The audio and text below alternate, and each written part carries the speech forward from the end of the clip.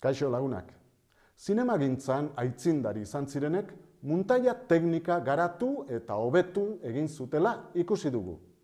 Muntatzaile haiek imitatzeko argazki batean hainbat eratako planoak bilatzea proposatu nahi dizuet. Ariketa hau egiteko bakarrik bi gauza behar ditugu. Bolaluma bat eta eremu zabala hartzen duen argazki bat. Esate baterako, pantailan ikusten ari zaretena bezalakoa.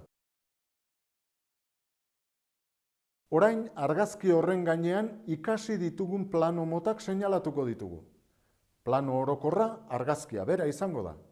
Handik aurrerakoak markatu behar ditugu. Plano ertaina, plano laburra.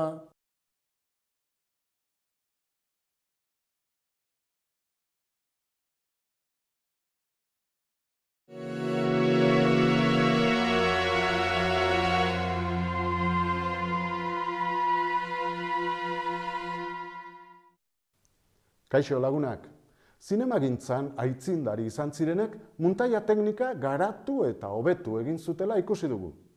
Muntatzaile haiek imitatzeko, sekuentzia bat muntatzea proposatu nahi dizuet. Sekuentzia baten muntaia prestatzeko honako lan hauek egin behar ditugu. Istorio bat idatzi, hau da, gidoi literarioa egin. Irudiak marraztu, hau da, gidoi teknikoa egin. Dekoratua aukeratu, aktoreak aukeratu, eta argazkiak egin. Muga bakar bat jarriko dizuet. Istorioa dekoratu bakar batean egiteko antolatu. Ondoren, dekoratua aukeratutakoan, haraino joan eta zuen gustura apaindu.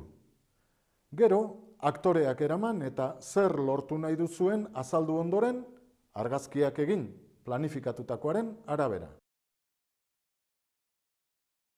Argazkiak eginda, ordenagailuaren aurrean eseri, argazkiak karpeta batera deskargatu, banan-banan ikusi eta onak gorde eta txarrak ezabatu.